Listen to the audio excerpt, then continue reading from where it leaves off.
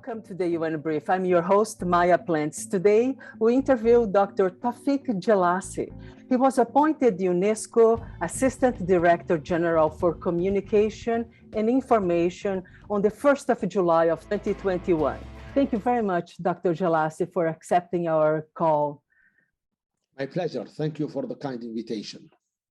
This coming November at UNESCO's General Conference, the recommendations for a framework to guide the development and deployment of ethical artificial intelligence contained in a text negotiated by country members will be submitted. What are the main issues that are addressed on this proposal for a global framework? Can you give us an overview? Definitely. Thank you very much for your question.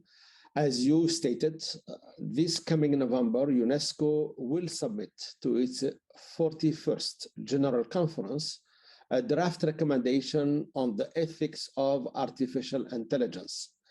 We believe this is the only global standard-setting instrument on AI ever developed.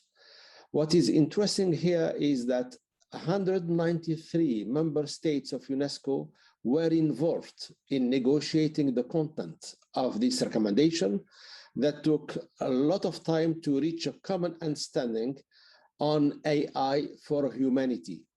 Now, what is intended here is that this recommendation, once hopefully approved by the UNESCO General Conference, will provide a basis to make AI-based systems work for the good of individuals, organizations, and societies at large.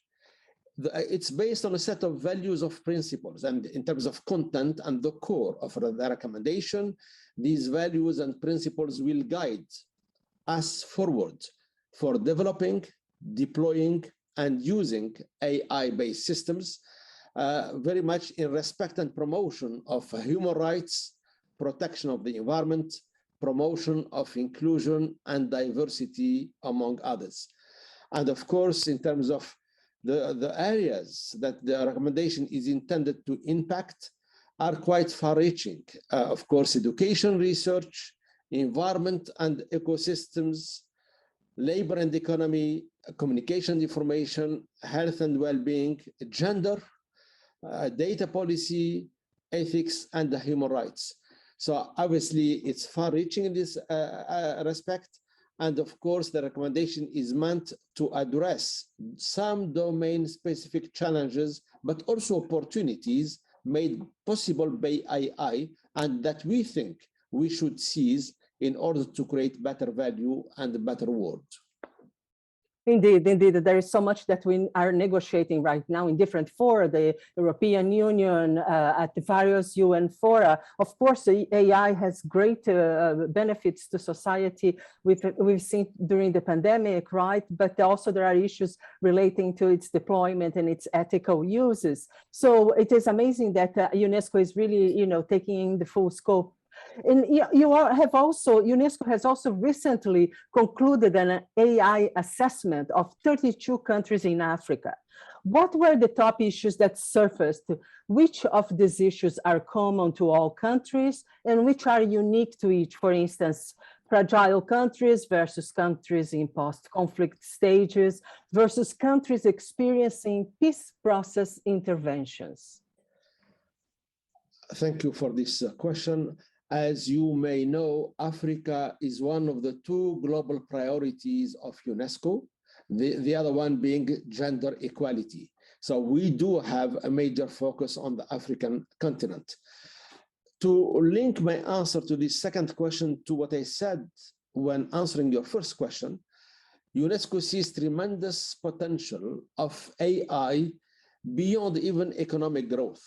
We can expand opportunities for global progress, but also for achieving the sustainable development goals.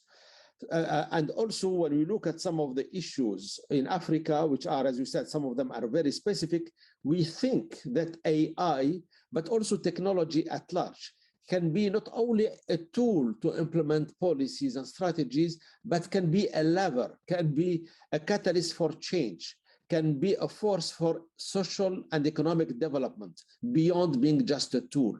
It can impact strategy setting and policy making. So the benefits are there, but also the risks are there. So we conducted a major survey last year involving 54 African countries. We had a quite good response rate because 32 countries responded to our survey. And the objective of the survey was very much to understand strategic priorities, policy measures, but also developmental challenges that are specific to the African continent when it comes to AI as a very promising emerging technology. I will walk you through the findings of the survey, but so far what you have seen is these findings can be used not only by UNESCO, but also by African member states and regional partners to better understand and better support African member states going forward. The African Union has also been using some of the findings, especially in its working group on the use of AI. So let me tell you, first of all, the fields that this survey covered. One is policy setting, because before we talk about the impact and the implementation, we have to have a strategy, we have to have a policy and the big picture and the framework going forward. Finding number one, 21 out of the 32 African countries that responded to the survey mentioned a need to be helped in policy making. And they are looking for advice from the UNESCO on this matter. That's quite interesting.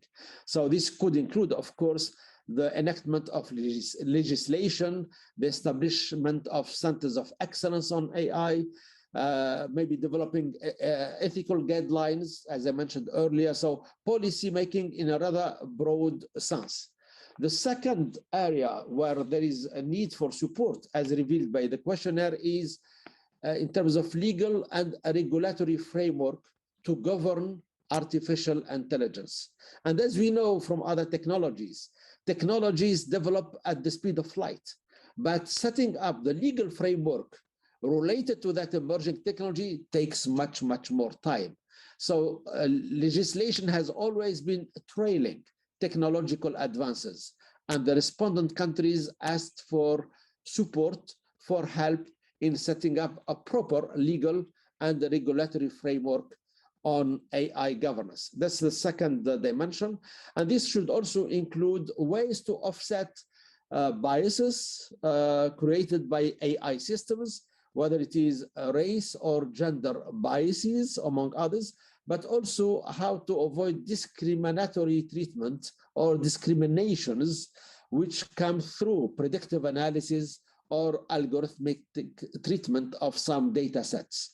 So these are specific issues, challenges, and threats that AI systems could create. And they need measures to cope with these challenges. The third dimension is capacity building. There is a need to develop capacity, obviously, not only in terms of the policy setting, but also in terms of development, deployment, and use of this technology, and especially capacity within government personnel. This is a new technology, and many government or civil servant people were not exposed to it, were not taught AI-related matters when they were at school. So this is a breaking ground technology, which requires a proper human resource capability building. 26 countries among 32 asked for support in addressing the capacity needs they have in relation to AI.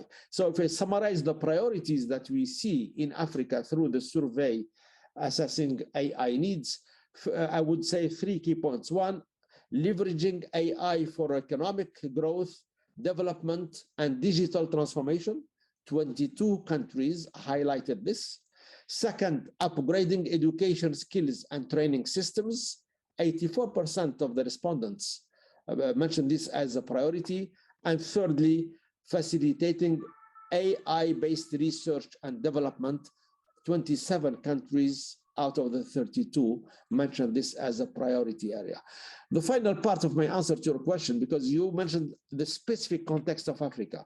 And when we looked at some countries, and I mentioned few, In Botswana, as an example, the major focus was how can AI reduce the cost for mining, because mining is a major economic activity in Botswana. In Capo Verde, the focus was rather on the use of AI in energy and water management. In Somalia, how AI can help improve security and reduce disaster risk. In Egypt, how AI can help improve efficiency of government and its services to citizens. And finally, in Senegal, telemedicine and AI applications in health was mentioned as an important priority. So as you can tell from these half a dozen of examples I shared, there are different priorities, different focus put on AI-based applications and systems depending on what African country we are talking to. UNESCO offers training in AI and the rule of law. Can you tell us a bit more about the rollout of this program? Yes, sure. Obviously, we have a quite track record in the field of technology usage and ICT in the field of law, and how we can help, obviously, the judicial system of different countries. So you are right in saying that we have already, UNESCO has already trained 23,000 judicial operators in 150 member states. So that's quite important. The initial work focused very much on issues or promoting issues related to the freedom of expression, access to information, and safety of journalists. Now, based on the AI needs assessment survey in Africa, which I just talked about, and based also on another survey we run involving 1,200 judicial operators in over 100 countries, we decided to develop, and this is ongoing now, a training on AI and the rule of law. So the course registration will start this November. The course itself will start early 2022. It will be available in 7 different languages. And content-wise, there are 2 key issues that this new course will try to address. The first is how can judiciaries use AI in their administrative work to strengthen access to justice and to improve internal processes. There is therefore digitization and digitalization effort put on improving and strengthening internal processes, but there is also, of course, how to leverage AI in this field. Example, we'll talk about online courts. We'll talk about, again, making use and creating value through AI and ICT technologies applied to law, but also second, the issues of bias, the issues of discrimination, the legal challenges that AI systems pose. So we know that these systems are smart, are intelligent, they are based on some algorithms that use online content and data to personalize, of course, the findings. But the question is, of course, that these findings should be human rights based, should be human-centered, and of course, they should be ethical as well, and take into account a number of dimensions in order to be not only effective, but to be impactful in the domain of law. So again, from a content point of view, and this is quite a unique feature, we will have sitting judges involved in the course, and these judges will come from Supreme Courts of many countries. They come from human rights courts, and we'll have also legal experts and technology experts all coming together to share their knowledge and their experience in the field. So the approach is quite unique in terms of content and the people involved, but also these people come from multiple countries. So it's truly international. It's truly multi-stakeholder approach in terms of content and exchange of knowledge across different justice systems from all over the world. Indeed, UNESCO will be quite busy in the years to come. Thank you very much, Dr. Tawfik Jelassi, UNESCO Assistant Director-General for Communication and Information. A pleasure speaking with you, sir. My pleasure too. Thank you very much.